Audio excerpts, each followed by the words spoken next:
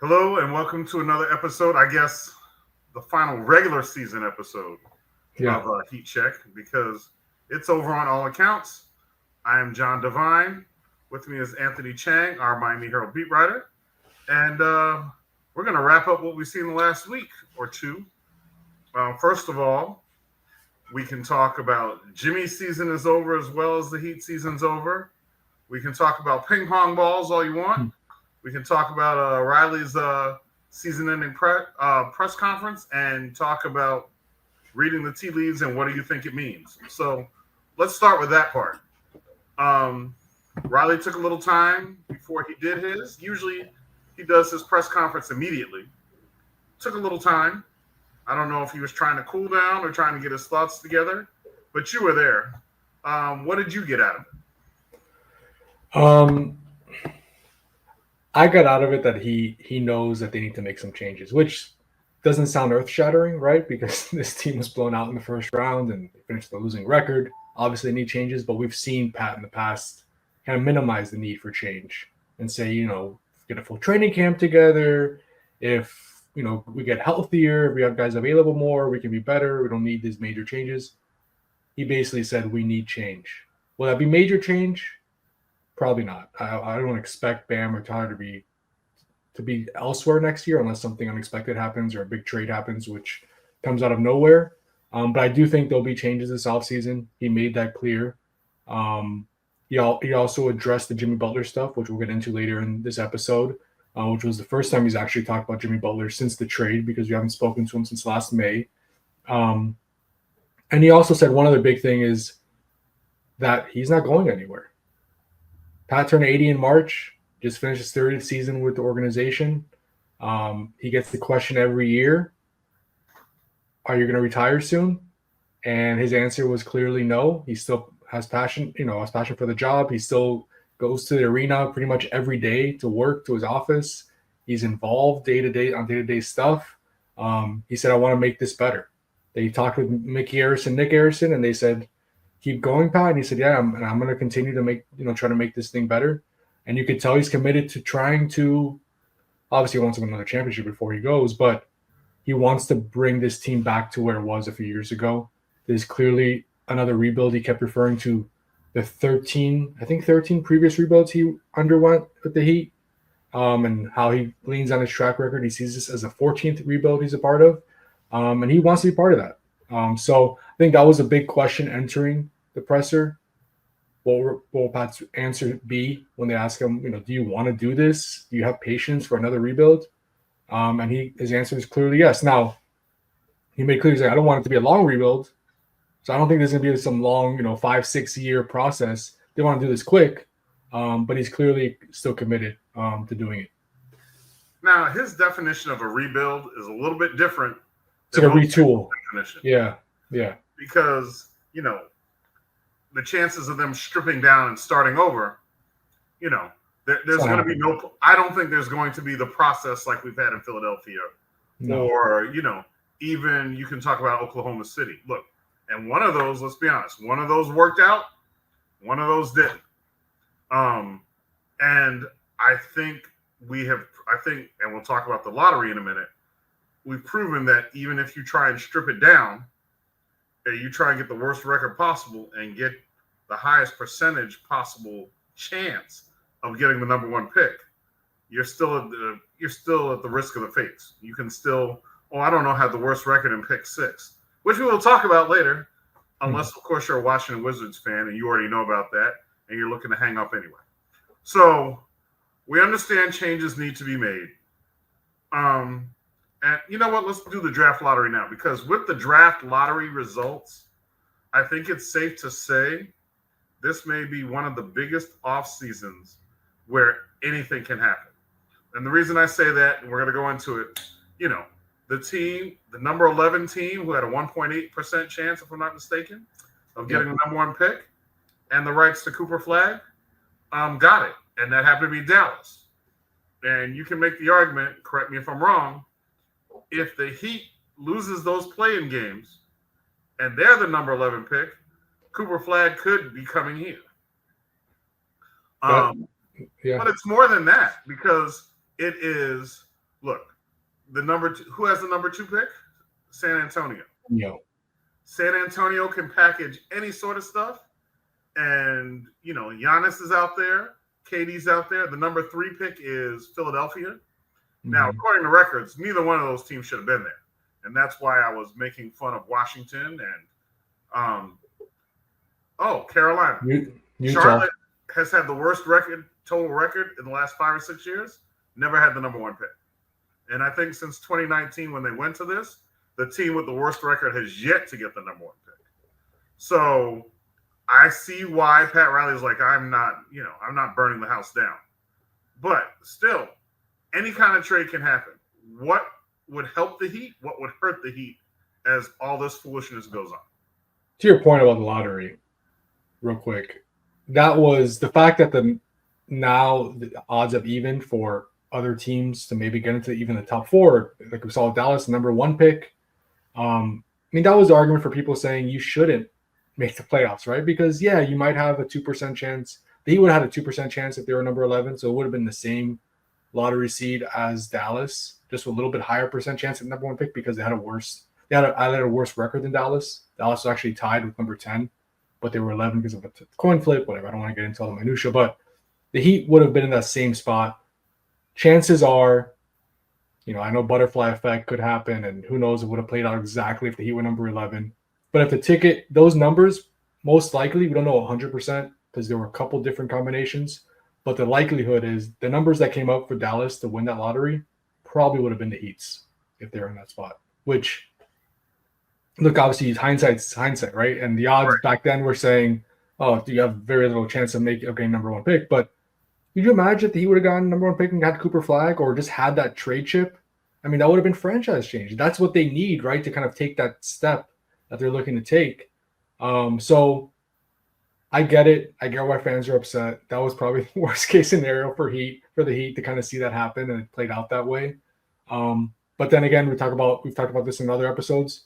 If they don't make the playoffs, yes, they get the first round pick.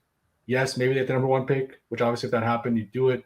But the protections would have been lifted off the other 2 picks. It would have been unprotected picks. And so there's all that in play as well. So I get why the Heat did what they did. But at some point, I think this is a good example of the Heat have to pick a direction, right? I know they want to build themselves back up to a championship contender. But right now, they're in the middle. They're going to have the 20th pick. Probably not going to get a great player. Maybe you get a role player. Maybe you get a bench player. Maybe a fringe starter that can help, a rotation player. But you're not going to get a great player. The way to get a great player, the way they got Dwayne Wade, was being bad. They had the number 5 pick. I don't think the Heat are going to do that, but there is an argument to be made that the quickest way to rebuild this thing and get it back to being an elite team is to maybe take a step back, right? So you can get that top pick and get that top-end talent on the roster on a rookie contract, very valuable. So I think all that needs to be discussed because they don't have cap space, right? They don't have all this flexibility. They don't have the most picks to trade for Giannis, right? They probably don't have enough for Giannis unless Giannis says, I only want to go to Miami. And even then, we saw how that played out with Damian Lillard. So the Heat are in a tough spot. But one thing I want to point out, go back to your question, JD, sorry. Kevin Durant is the most realistic. I think Kevin Durant is the most realistic guy that the Heat could add. And Pat was asked during his press conference, how do you feel about managing aging stars after what happened with Jimmy? Do you want to do that again? And he said basically, yes, if the price is right, if the name is right, I'm not against it. And he didn't mention KD because he can't, because that'd be tampering, because KD's still with the Phoenix Suns. But you could tell he was talking about Kevin Durant, right? So I think that's the guy to keep an eye on. Obviously, Kevin Durant will make this team better. Would he make them a championship contender? Probably not, right? But in this East, with Tatum probably out all next season, who knows where Giannis is going to be? We're seeing what the Knicks and Indiana are doing right now. If you add Giannis to the Heat, the East is kind of wide open, right? So, I think KD would help them, but the question is going to be, what's the price? The Heat probably aren't going to offer 2 or 3 first-round picks for a 37-year-old Kevin Durant. It's going to have to be the right price, and that's going to be the question. And the other thing is if the game is right. I mean, stylistically, even, and it's not even, and you and I both know this, but stylistically, Kevin Durant and Giannis, okay, shooting is at a premium these days. They They don't have a ton of shooting as it is. You throw Giannis in there, even if you could, you have to remake that team more because if not, everyone's packing it in. Sure. That's one of those cases where, and Pat said this before, if you have a chance to add a generational talent, you do it and you figure out the rest later. Right. But KD, if you slide him in there, this is a guy who has range far past the three-point line. And it opens things up for a bunch of guys who don't necessarily shoot. I mean, when you're talking about Khalil Ware being someone that you don't quite give the green light to for three-pointers, but, you at least let him take it and you give the yellow light for it, you go, okay, we need more shooting. Not that he's a bad shooter and he can grow into one, but it just goes to show you how many true shooters you really have. And I don't know. It's going to be fun to watch just because there's so many, and we talked about, and I said it earlier, okay, the number 2 pick is San Antonio. If you look at on the court how San Antonio fits, okay, you're hoping Victor Wembanyama comes back. That will be all well and good. But Steven Castle, Rookie of the Year, all well and good. It's not like dude has unlimited range either. De'Aaron Fox, not a three-point shooter, right? So all of a sudden, you throw in the likely number 2 pick, which could be Ron Harper's son, or could be Ace Bailey. Ace Bailey can shoot out there a little bit, but they may be duplicating skill sets. Yeah. And if they duplicate skill sets and they decide their window's open, then maybe they trade one of those guys. And then they get an established veteran because, let's be honest, their low post game or their up close game, which I know is out of vogue, but you still want easy buckets. If you've got a Giannis going downhill with Wembanyama, that's tough to deal with. Yeah, I know there's reports out there that San Antonio is not looking to trade the number 2 pick.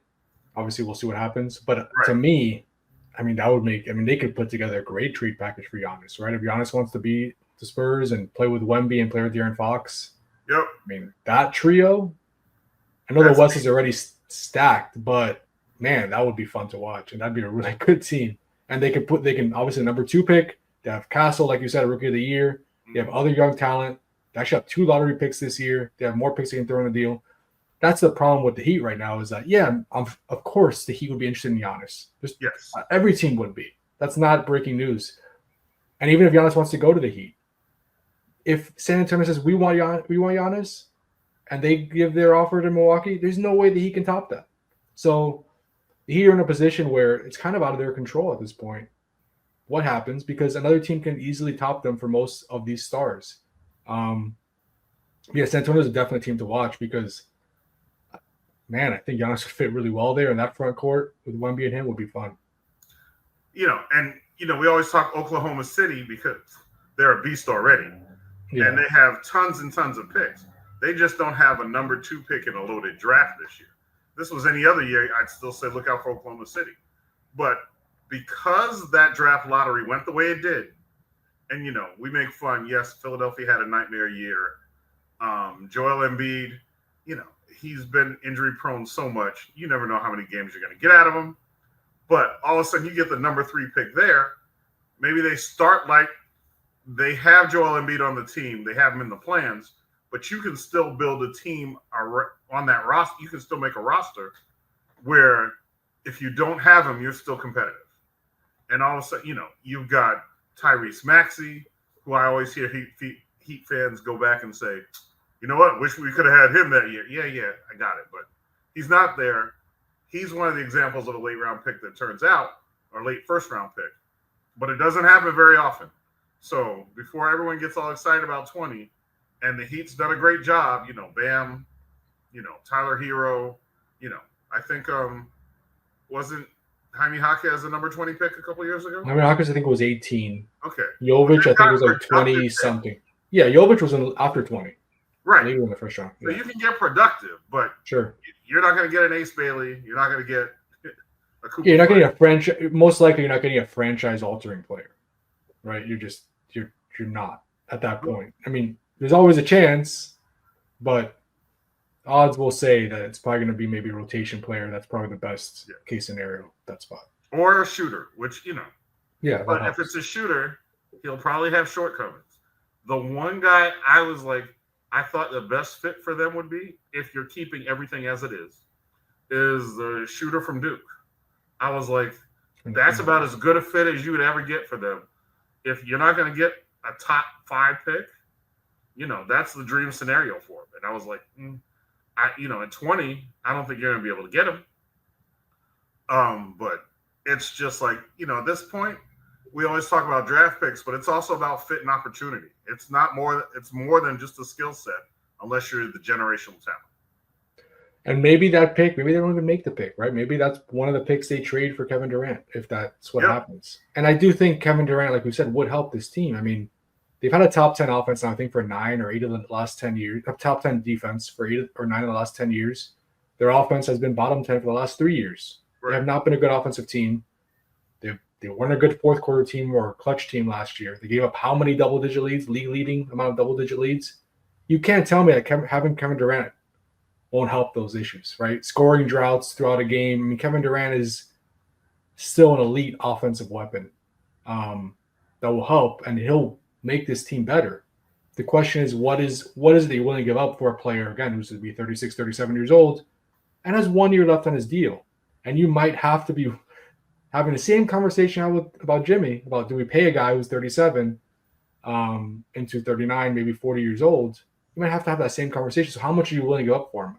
I don't think that he will give up 2, 3 first-round picks for him and all this young talent. It's going to have to be the right price. But again, I just think that is the most realistic.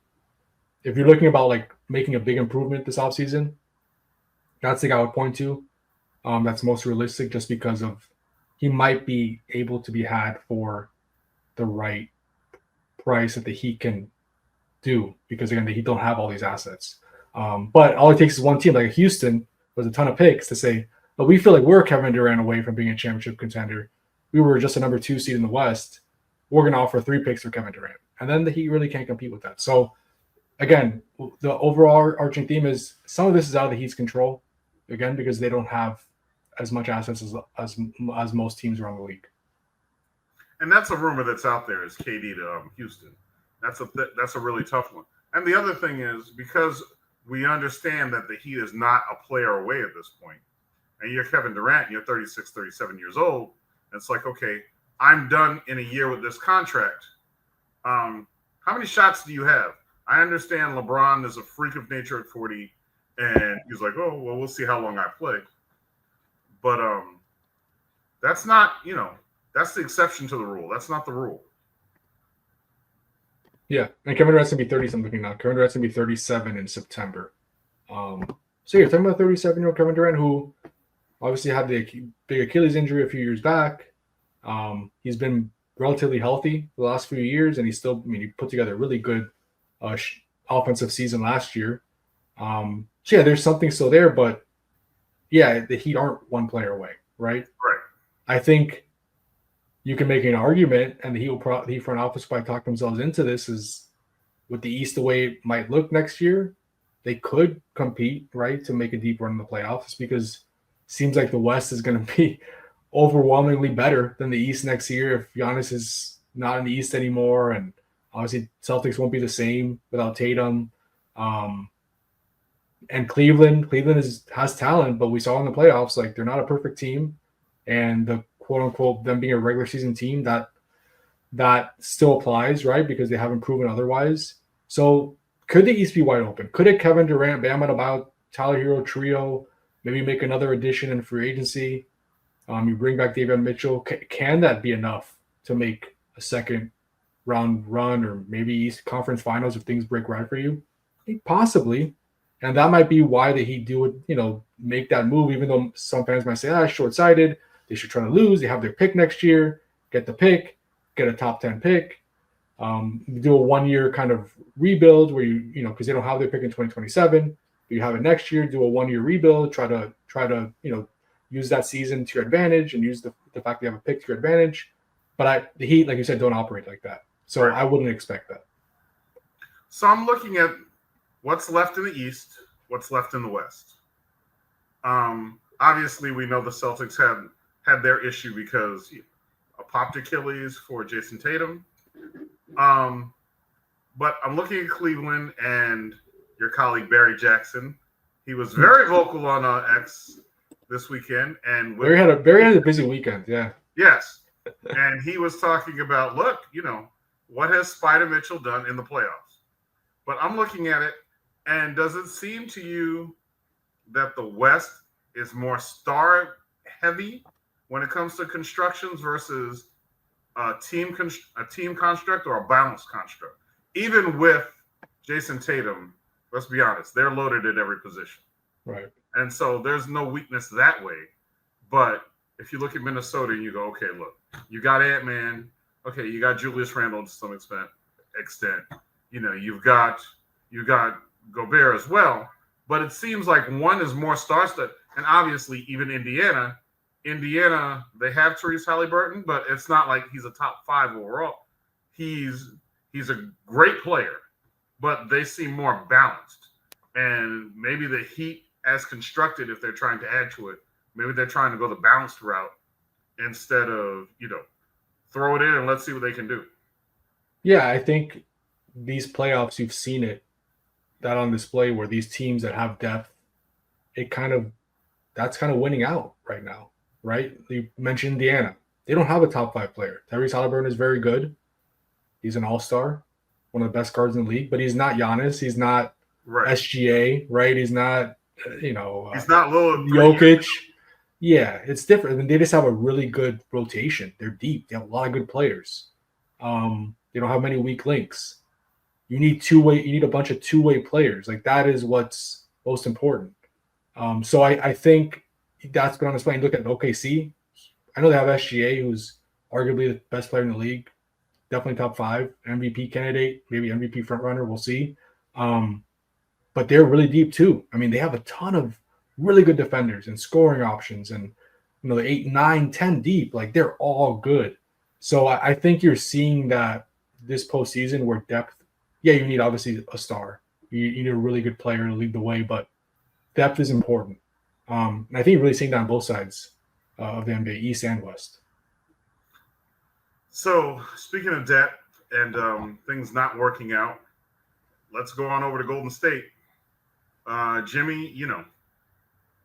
Jimmy had to resurrect playoff Jimmy because in light of Steph Curry's hamstring injury, and couldn't quite do it. And I looked at these final couple games. I actually stayed up to watch it, and it looked like deja vu for him. So what he wanted to leave and try to avoid is exactly what he got the final couple games. And maybe part of it, and we spoke early in the season about like his percentage of finishing at the rim went way down. Those up close shots went way down. And I don't know if that was a great point of why something, we had to move on and he had to move on from it, because playoff Jimmy, as we know it, it may not exist anymore. What do you think? And it's Father Time. Father Time's undefeated. Yeah, it's undefeated. Yeah. What's your name's LeBron, you still keep doing that. So yeah. Yeah, and look, was this the Jimmy of 2 playoffs ago? No. I mean, that playoff run he had, especially in that Milwaukee series in 2023, when he helped lead them to the NBA Finals as an 8 seed. I don't know if we'll ever see that Jimmy again. It doesn't seem like it, right? Just by Father Time, we saw this postseason. Now, the thing we don't know is before the injury, he was playing pretty well. I mean, obviously Steph was healthy, but then he fell, had a hard fall in the Rocket series in that first round, missed a game because of a pelvic contusion, came back after a game, which probably he wasn't ready after one game, but it was the playoffs. And Steve Kerr said yesterday after their season-ending loss that it did limit Jimmy. Like, he still felt it. He was playing through it. I think he was sick the last 2 games. So I'm not trying to make excuses for Jimmy, and I'm not saying Jimmy is the player he was 2 years ago, because I don't think he is. But there was stuff clearly bothering him, right, the last few weeks. And I think the fact that, the Warriors offense is built around Steph Curry. That's no secret. Maybe more than any other offense in the league, built around one player. It's built around his skill set, the attention he attracts. You take out Steph Curry, that's a totally different offense, and they're having to readjust on the fly. And obviously, they just got Jimmy 2 months ago, so it's like hard just to build an offense around Jimmy now in the playoffs against really good teams. So that all goes into it. They wanted Jimmy to be more aggressive. We saw that with the Heat, where Heat fans were like, "Take more shots, Jimmy! Like, you're getting into the paint. Stop trying to pass it out to a lesser player." Like, go in for the draw a foul or get a layup. And there were so many times he did that with the Warriors. I know that made Warriors fans mad if you look at Twitter. That's kind of how Jimmy plays. He's always going to say, I make the right play, for better or worse. And that's what he did the last 2 games. But I do think he was less than 100%. And I do think you probably saw some, he is going to be 36 years old in a few months. Right. Has a lot of mileage on his legs. I mean, a lot of deep playoff runs, played for Tibbs.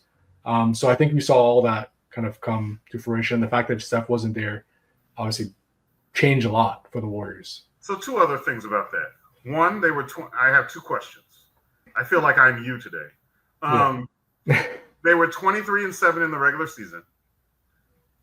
Great record. Look, they went from a 10 seed to a 7 with Jimmy there. Yeah, and there were a couple games really away from like a 4 seed in the West. Yes. The game was all jumbled up. My first question is 30 games enough for them to really gel the way they needed to? And maybe if they had played like a full season together, then maybe he would have been more comfortable taking command when he had to. The second question is, Jonathan Kuminga did play better once Steph was gone. Looking back on it, do you think moving forward, the Heat would have been better off with Jonathan Kuminga versus Wiggins?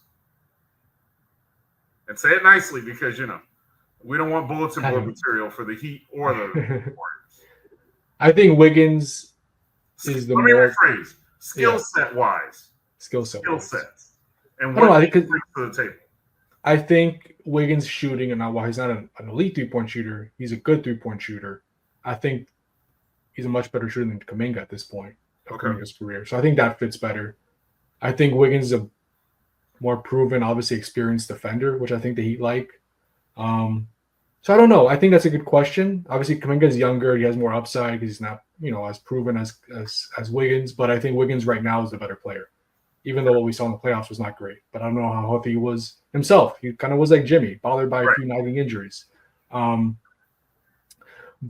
what was your other question? Sorry. No, do you think the 30 games was enough time for him to gel in case, with the Steph injury? Yeah, I mean, no. Obviously, more time would have helped. And that's the problem is like if this team was younger, then you're like, okay, well, next year they'll be fine. They're going to be a year older. They're still going to be good. I think we saw Steph still has it. Jimmy's still a good player. Draymond still does Draymond things. But like we've talked about, the West is going to be really loaded next year. Like it's going to be tough, especially if Giannis moves to the West. I mean, who knows what's going to happen there? But if he does, like you're adding another superstar to the Western Conference that's already really, really good and deep. So it's going to be challenging for them.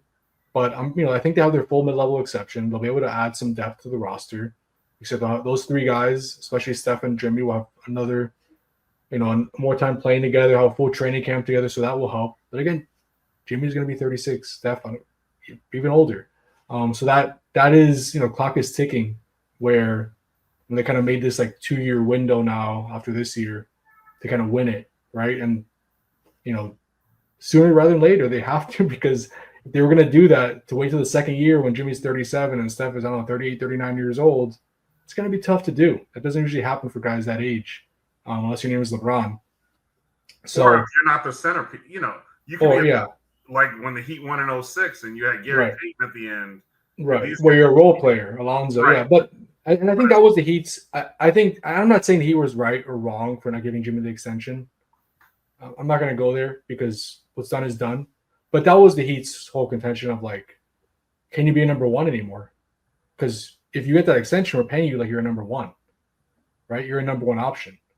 And I don't know. I mean, Jimmy really didn't prove it that he could in the postseason. Again, you could say it was hurt or whatever. It was a new team. It was a different offense, not built around him, and they couldn't adjust so quickly on the fly against a good team. But he didn't prove he could be a number 1. Right. But I do think if you look at like this macro view of the situation, both sides really like nobody was a winner here. It was unfortunate the way it ended. We've gotten into it enough, JD, the last few months. But the Heat got worse from trading Jimmy. That's clear, right? They weren't as good. They had a losing record after they traded him. They got embarrassed in the first round of playoffs in historic fashion. I guess Jimmy kind of won because he got the contract he won. He got the money. At the end, that's a win.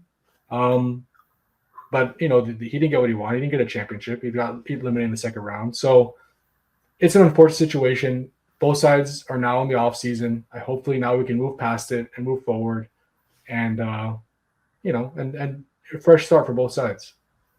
Well, as we start to wind this down, I will say this: I think in today's NBA, Jimmy's game doesn't equate to a number one as you age.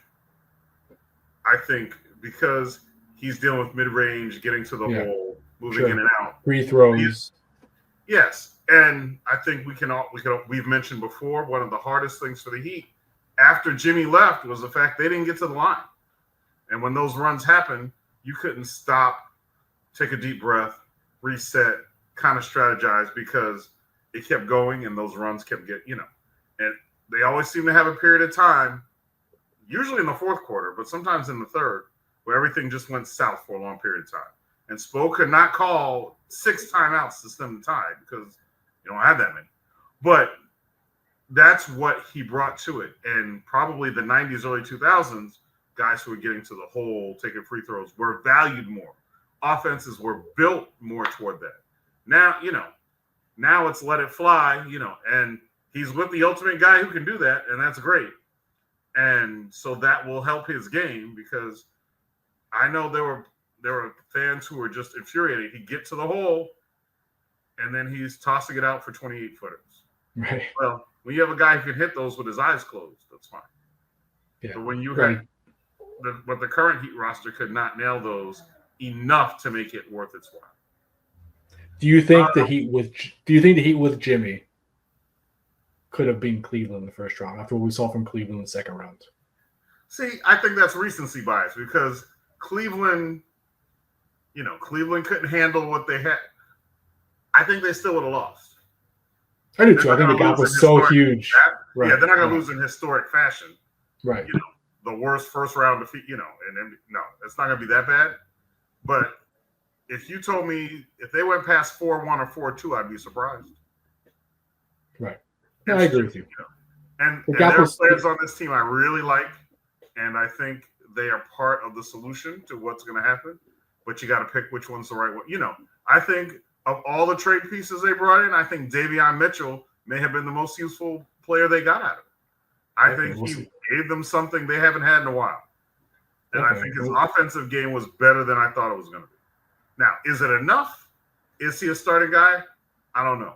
But at the price point they had, and most people were like, Davion Mitchell, I think he gave them more than they thought. I think he gave them a defensive identity and scrappiness on the ball that they hadn't had in a long time, consistently. Right. You had guys who could come in, but they played like 10 minutes, 5 minutes, that's one thing. But this guy you can keep on the court. And then, he was more clutch than we thought. And those were great things. But the Heat has a history of guys they brought in, they developed. They've been better than they've ever been anywhere else. And then they go off somewhere else. And you're like, what happened to him? So it's that secret sauce. Yeah. And we'll see if Davion's back. That's the question, right? He's going to be a restricted free agent. He's gone. Yeah. You just don't know. Yeah. My advice to him would be I'd be like, stay, because the best version of yourself has happened. Can you necessarily do that on your own? It's possible, but you're going to have to find the fit. Yeah. I think there's a guard in LA with the Lakers right now who's like, man, I thought it would keep going. And between injury, unfortunate, bad luck, and how the teams are constructed, didn't quite work out so far. Yeah. I think if the money's close, Davion really likes it in Miami. He feels like he fits here. I think if money's close, he'll probably be back. But what is Davion going to get, right? As a free agent, he played really well toward the end. Heat are kind of limited what they could offer at this point. And no taxes. So, no taxes. That helps the Heat. But again, it's going to come down to what other teams offer. If it's if it's much more like Max, he wanted Max Strus back 2 years ago, but Cleveland offered like $15-16 million. The Heat couldn't get there. That was obvious. It wasn't even a question. So hopefully for the Heat's sake, it doesn't get to that point with Davion, but we'll see in a few months. Okay. Well, I think we've kind of talked it through. So I think we're going to wrap up here. We will have them. Look, we don't have enough news to warrant the entire offseason doing this weekly. But as the NBA draft approaches, as God help us, as you know, some of these changes are going to happen. He promised change. I don't think Pat Riley's wanting to go back on his word. Somebody's going to get moved somewhere, or somebody's going to be gone. Someone like a Davion Mitchell may take a deal somewhere else. I don't think we're going to sit here and go, the Heat did absolutely nothing, or as they say, he stood pat. I don't think that's going to happen. So when they do, we'll make sure that we're here on Fridays, or whichever Fridays when we have news. Stick with us. Thank you for sitting with us during this regular season, which was not what we hoped for, but it was not dull. So for Anthony Chang, I'm John Devine. We will see you next time. Follow us on Twitter /X, Facebook, and of course, MiamiHerald.com. Have a good day.